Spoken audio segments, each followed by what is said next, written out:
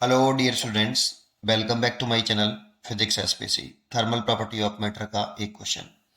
1.2 kg ice at 0 degree Celsius is mixed with 1 kg water at 24 degree Celsius in closed calorimeter. The fraction of ice that melts is latent heat of fusion 80 calorie per ग्राम। हमें question में given है और ये 400 रखी है। तो मैं बिल्कुल बेसिक से जाऊंगा। अगर आपको बेसिक आता है तो आप आगे बढ़ा के वीडियो को देख सकते हो। सबसे पहले आपको मैं बताऊंगा कि आपको कुछ डाटा याद होना चाहिए, जैसे स्पेसिफिक हीट ऑफ आइस और स्पेसिफिक हीट ऑफ स्टीम। ये 1/2 calorie per gram degree Celsius होता है। Specific heat of water 1 calorie per gram degree Celsius. Latent heat of fusion of ice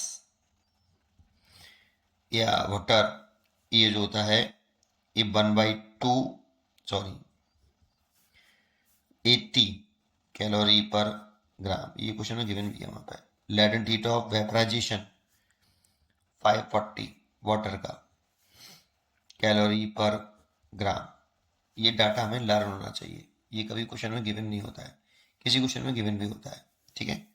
दूसरा, स्टेट जो चेंज होती है, स्टेट या phase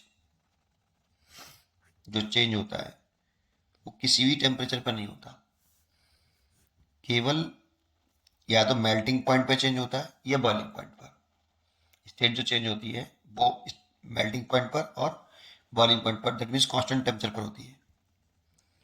temperature constant temperature पर state change होती है। एवरी टेम्परेचर पर स्टेट चेंज नहीं होती। जैसे सॉलिड है, वो लिक्विड में कब कन्वर्ट होगा?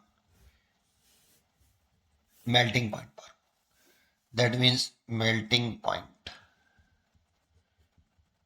और मेल्टिंग पॉइंट एक कांस्टेंट टेम्परेचर होता है। जैसे अगर आइस हो तो आइस का जो मेल्टिंग पॉइंट होता है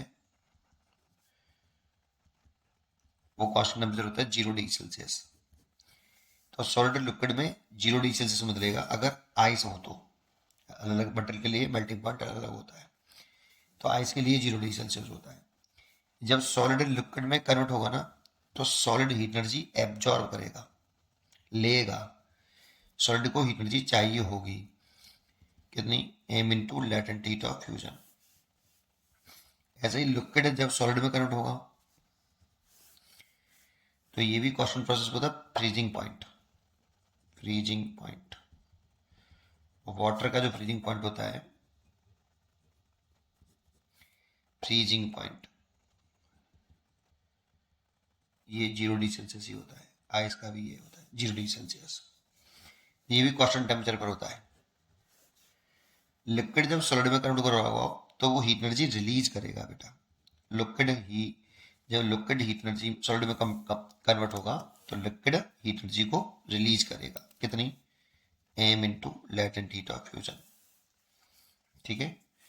एक है लिक्विड अगर कन्वर्ट हो रहा हो स्टीम में या फिर वेपर में, तो लिक्विड जब हीट एनर्जी स्टीम में कन्वर्ट होता है तो हीट एनर्जी एब्जॉर्ब करता है। एब्जॉर्ब करेगा तभी तो लिक्विड स्टीम में आएगा।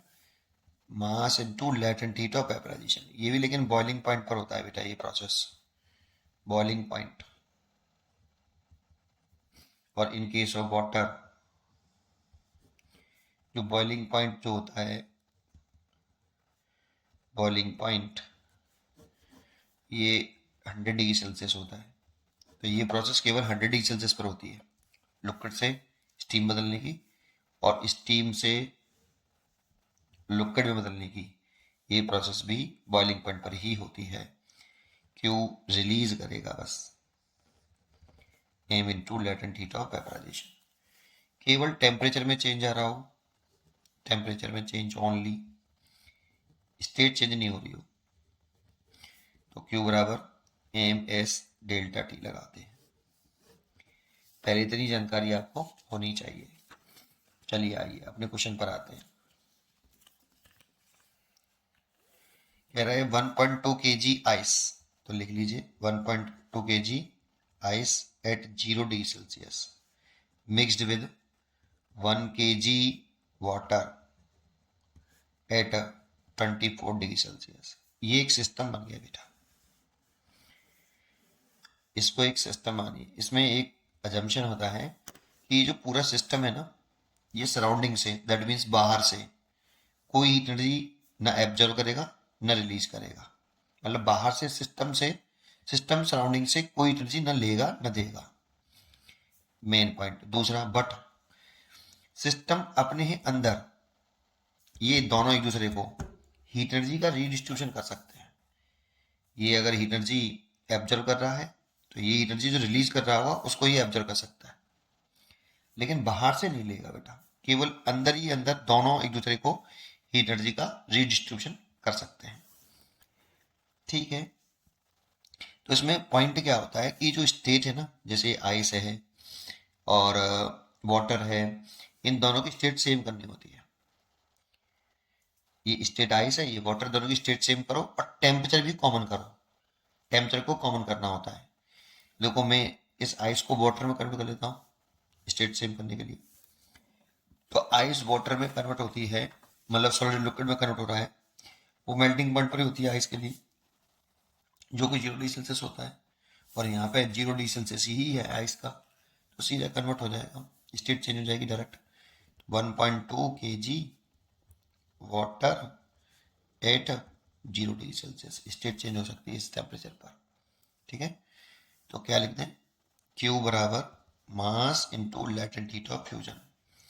अब देखो, लेटेंट हीट ऑफ फ्यूजन जो हमें कैलोरी पर ग्राम में है, ग्राम, और यहाँ पे मास दे रखा है, वो केजी में दे रखा है, तो मैंने इस किलोग्राम को के ग्राम में बदल दिया है। अब ये ग्राम में मास हो गया और हीट हो गई 80। दोनों का मल्टीप्लाई कर लो बेटा, इन दोनों का मल्टीप्लाई करके आ रहा है हमारा, ये तो हो गया 12,000, 1200, और ये 80, दोनों का मल्टीप्लाई करें तो 96,000 कैलोरी। तो आप चाहो तो इसे 96 किलो कैलोरी लिख सकते हो। इतने वाटर में बदल गया। अब जीरो पे ले आए, इसको भी पहले जीरो पे ले आओ, फिर देखते हैं 100 पे ले जाना है नहीं ले जाना है। ठीक है, तो पहले इसको जीरो पे लेके आओ, ये वाटर ही है, स्टेट चेंज करनी नहीं है, सीधा टेम्परेचर डाउन कर लो बस केवल। अच्छा, जब ये यहाँ से आया तो इसने इतनी हीट एनर्जी क्या करी होगी, एब्जॉर्ब करी होगी। भाई, जब सॉलिड लिक्विड में कन्वर्ट होता है तो वो हीट एनर्जी लेता है। ठीक, तो इतनी एनर्जी उसने एब्जॉर्ब करी होगी। 1 kilogram water at 0 degree Celsius, देखो टेम्परेचर डाउन किया है, स्टेट नहीं चेंज करी, ओनली टेम्परेचर डाउन किया है, तो हीट एनर्जी इसने रिलीज करी होगी कितनी, Q बराबर M specific heat of water into delta T. Temperature change किया ओनली, स्टेट चेंज नहीं हो रही, तो 1 kg है, इसे किस में बदलूँ, ग्राम में, 1000 हो जाएगा। स्पेसिफिक हीट मैंने 1 कैलोरी पर ग्राम में लिखी है वाटर की, ग्राम डिग्री सेल्सियस, और multiplied by delta T 24 minus के 0, तो इतना टेम्परेचर में चेंज किया। ये 24,000 कैलोरी, दैट मीन्स 24 कैलोरी। अब देखो, इसको अगर हम 100 डिग्री सेल्सियस पर लेके आते हैं तो ये टेम्परेचर और बढ़ेगा, तो ये हीट एनर्जी और चाहिए इसको, ये और हीट एनर्जी एब्जॉर्व करेगा, लेकिन बेटा यहाँ पे पहले से कम है, इसने रिलीज कितनी करी है, 24 कैलोरी, और यहाँ पे उसे चाहिए कितनी, इसने हमें इतनी रिलीज कर दी, तो ये जो रिलीज करेगा उसको ये ऑब्जर्व करेगा, लेकिन ऑब्जर्व कितनी करनी चाहिए, 96, यहाँ 24 ही है, तो कम है। इसे 100 डिग्री सेल्सियस पर आप लेके आओगे तो टेम्परेचर इसका तो बढ़ जाएगा, ये तो एनर्जी ऑब्जर्व करेगा, और नीचे टेम्परेचर ले नहीं आ सकते भाई। इसको अगर आप 100 पे लाओ तो ये एनर्जी ऑब्जर्व करने लगेगा ना, ये तो रिलीज वाला पोर्शन है ना, इसको इसलिए यहीं पे रहने देंगे, इसको नहीं ला सकते आप 100 पर, इसलिए फाइनल टेम्परेचर 0 ही रहेगा। अब देखो, स्टेट सेम हो गई है, वाटर एंड वाटर, और टेम्परेचर भी सेम हो गया है, 0 और 0। लेकिन इसमें अगर हम देखें तो हमें कितनी हीट एनर्जी एब्जॉर्व करी आइस ने, आइस ने वाटर में बनने के लिए कितनी हीट एनर्जी ली, तो 96 किलो कैलोरी ली, दैट मीन्स ये रिक्वायर्ड हीट है, रिक्वायर्ड हीट जो चाहिए किसको, आइस को वाटर में कन्वर्ट होने के लिए, इतनी हीट चाहिए बेटा। अगर इतनी हीट आइस को मिल जाएगी तो वो वाटर में कन्वर्ट होगा, लेकिन इसने रिलीज कितनी करी, बाहर से तो ले नहीं सकते बेटा, रिलीज कितनी करी, तो क्यू रिलीज्ड वो 24 किलो कैलोरी है। 24 किलो कैलोरी, इतनी हीट एनर्जी इसने रिलीज करी। दैट मीन्स अवेलेबल इतनी है हमारे पास, अवेलेबल हीट एनर्जी इतनी है। तो देखो ये तो पक्का है कि इतनी हीट एनर्जी हमारे पास है, और इसको आइस से वाटर में कन्वर्ट करने के लिए आइस को कितनी चाहिए, 96 किलो कैलोरी, और हमें हमारे पास अवेलेबल है मात्र 24 किलो कैलोरी। इसका मतलब ये 1.2 kg आइस पूरा की पूरा वाटर में कन्वर्ट नहीं हुआ होगा, क्योंकि पूरा कन्वर्ट करने के लिए 96 किलो कैलोरी हीट एनर्जी की रिक्वायरमेंट है, और अवेलेबल हुई मात्र कितनी, 24 किलो कैलोरी। बाहर से तो हीट एनर्जी सिस्टम ले ही नहीं सकता ना, तो फिर क्या, तो कितनी, एक सिस्टम बन गया मेरे पास, एक कितने ग्राम का, 1.2 kg और 1 kg, 2.2 kg क्या है, वाटर है।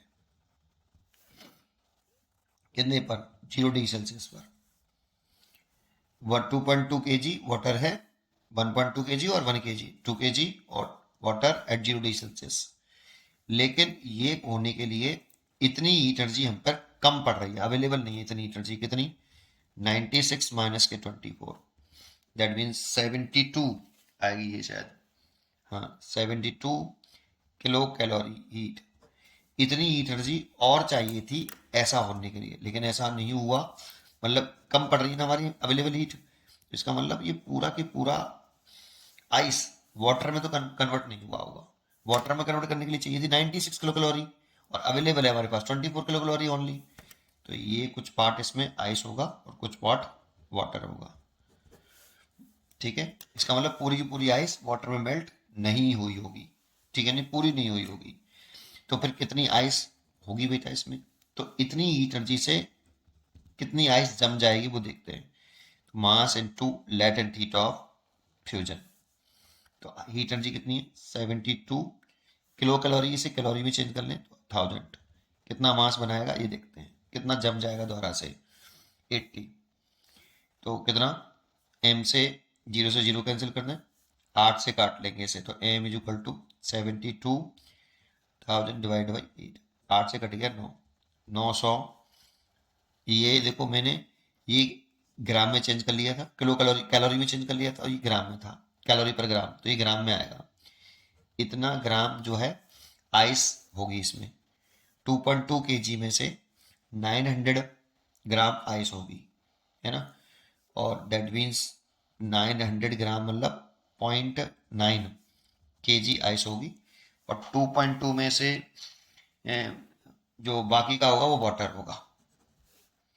मतलब इस मिक्सचर में अब हमारे पास क्या है, मिक्सचर जो है इस तरह से है कि 0.9 kg तो हमारे पास आइस है 0 डिग्री सेल्सियस पर, और बाकी का 2.2 में से घटा लो 9.9 kg, तो कितना बचेगा, एक सेकेंड, 2.2 माइनस 0.9, 1.3, 1.3 kg वाटर होगा। ये हमारे पास मिक्सचर होगा बेटा, है ना।